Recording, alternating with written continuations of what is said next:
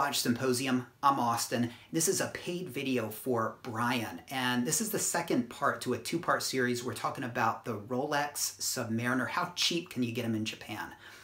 Brian is coming to Japan, and when he's here, he's interested in picking up a ceramic date sub. That's reference 116610LN, or he's interested in getting the green version, the Hulk, and that's reference 116610LV. In the first video, we looked at the Hulk. We looked at the cheapest prices I could find for the Hulk here in Japan. Link in the description. Be sure to check that out if you haven't seen that video.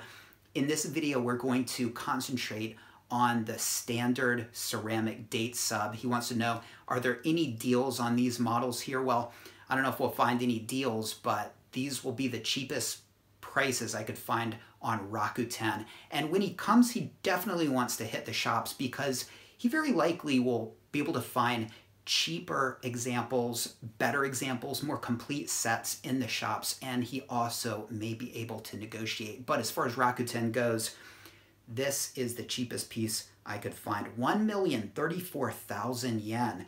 And this is a G serial from 2010, 10 years old, no box, no papers. June of this year, it was overhauled and it was finished. And that means the case was polished. And apparently it's running +3 a day. And this is a used piece. It's an incomplete set, but it's significantly more than you could buy this piece virginal and new at an authorized dealer. And that's because, of course, you could never find this at an authorized dealer here in Japan. Well, it would be like winning the lottery or something to step into an AD and find this piece ready to go home with you. So hence the premium. All right, so number two, 1,054,680 yen. This is a random serial number example. And so they started the random serial numbers in 2011. So this would be a 2011 or later example. No box, no papers. And it says it's been inspected and the exterior finished. By inspected, I think you can assume that they just cracked the case, peeked inside, made sure everything was legit, and then sealed it back up again. And as far as the exterior finishing goes, these shops will often have what they call a partner shop, and it's a watchmaker that works for them or with them or alongside them and does the work much cheaper than RSC, and that includes the polishing that's so prevalent here. I prefer pawn shops because pawn shops are lazy. They get a piece and they think it's a little bit worn looking. Let's just set a low price, put it out there, and let the customer deal with it. And that's much better because I'd rather deal with it. I'd rather have RSC deal with the servicing and deal with the polishing. That way you can always know you're getting the best polish possible. But, you know, as far as the polishing jobs on these watches, I mean, it's really case by case, and it depends on who's doing the polishing, how much it needs, how, you know, how crazy they get with that polishing wheel. But yeah, looking at this piece, you can see that the inner clasp has that sort of metallic matte, sort of bead brushed finish. And they started doing that in 2015. So this would be a piece from 2011 to 2015.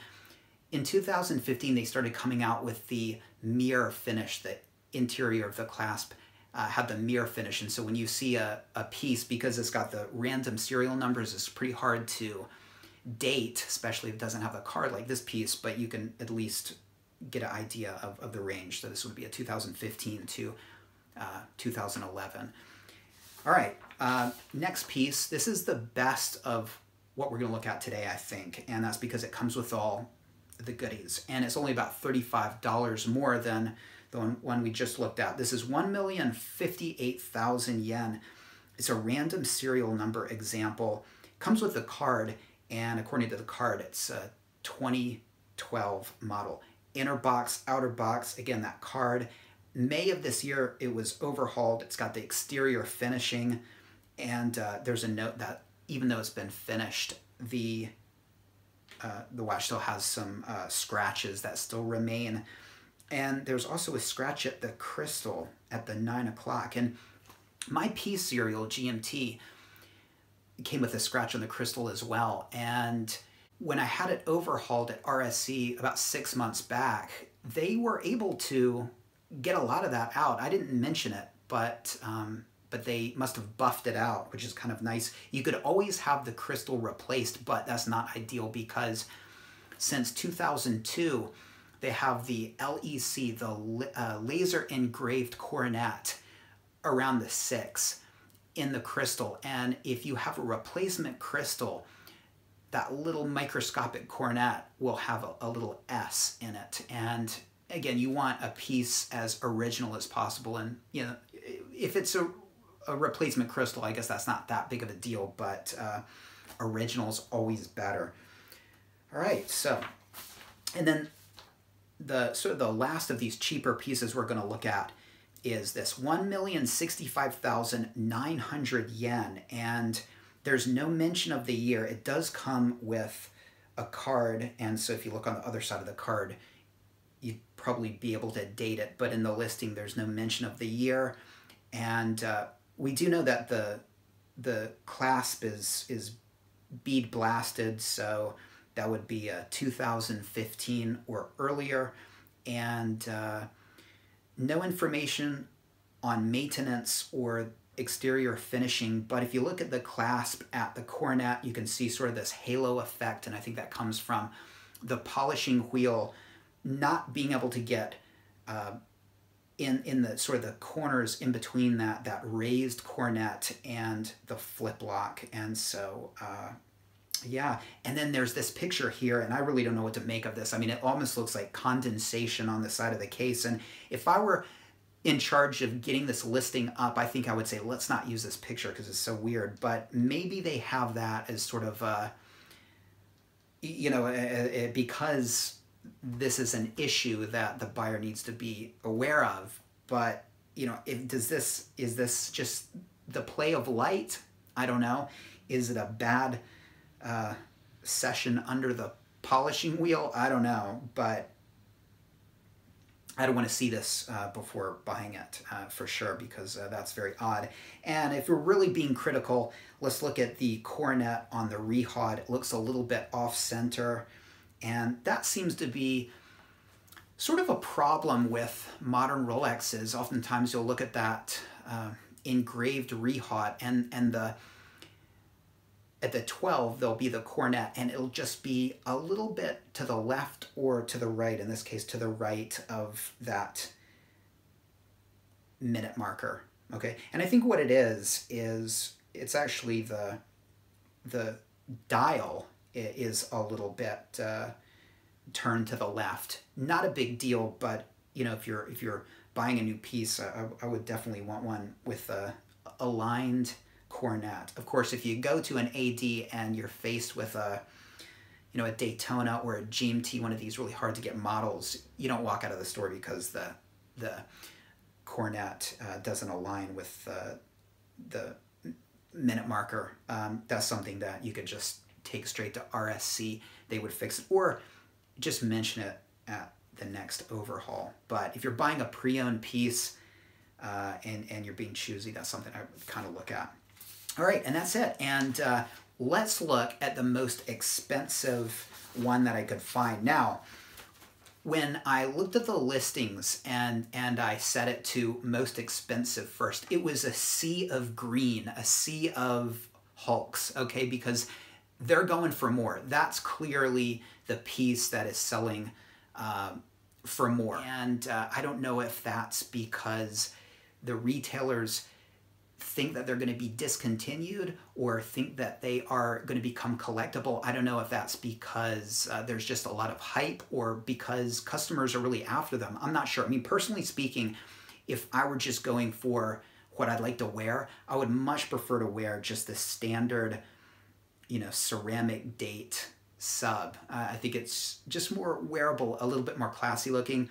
I'm not much for ceramics anyway, but that's where I'd be going. But among the sea of green, the most expensive of these standard, black ceramic date Submariners was this, 727,408 yen. Do your own currency conversion, just ballparking it. I'd say that's probably 17,000 USD. So significantly more, 8,000 USD more than what you could find this for if you were to stumble upon it at an authorized dealer. Now, it says box, papers, card, but the pictures are very standard. So I'm wondering if it actually is an example that they have, or if a rich guy gets on Rakuten and says, I've got the money, I'll just go for the most expensive piece they have because it'll be the best. And they buy this. The shop may just source it, because if you give me 1,727,000 yen, I will be able to find a box and papers Submariner for you, okay? And so this shop might be playing that. But if you look at the clasp, it does look stickered. So it could be all about the stickers, and this may be a real actual piece that they have. Surprising that they don't have better pictures of it, but if it is a stickered piece, that could explain it, because here in Japan, stickered pieces, don't come out of the shops. They de-sticker pieces, and so to have a stickered piece here in Japan would be a big deal, and I could see them charging something crazy like this. So this either doesn't exist or it's a stickered piece. I don't know, but it's the most expensive. And all right, so there you have it. And I got to be honest, whenever I look at prices of these modern 6-digit models on the gray market here in Japan, it always sort of turns my stomach a bit, because it seems like such a ripoff to me. They're still making these pieces, and to pay this premium for pre-owned, incomplete, molested pieces just seems crazy to me. And look, I know that you can't go to an authorized dealer and get these pieces, but even so, to pay so much more for so much less, I could never do it. I could never do it. And it's interesting that I can when it comes to 5-digit pieces. I mean, it's just, a few decades difference. It's the same shops. But when it comes to the 5-digit pieces, really, these shops are the best place to get them. I mean, the ADs are the best place to get the modern watches, right? If you can find them. But these shops are the best places to get the 5-digit models, much better than the auction sites, much safer. And I guess it's just all about what you're used to and what you're willing to pay. I mean, I'm sure that there's an old timer that's been into Rolex for 20 years and is used to paying, $2,000 or less for these 5-digit models, and looks at someone like me who pays 10 times that or 5 times that and thinks, man, that's sad. That is sad. And, I guess it's just all relative. And for me, 5-digit models make sense. Going to these shops, and finding a good 5-digit model makes sense. But I could never do it. And part of it is I don't like the pieces as much as the 5-digit. I don't like the modern pieces as much.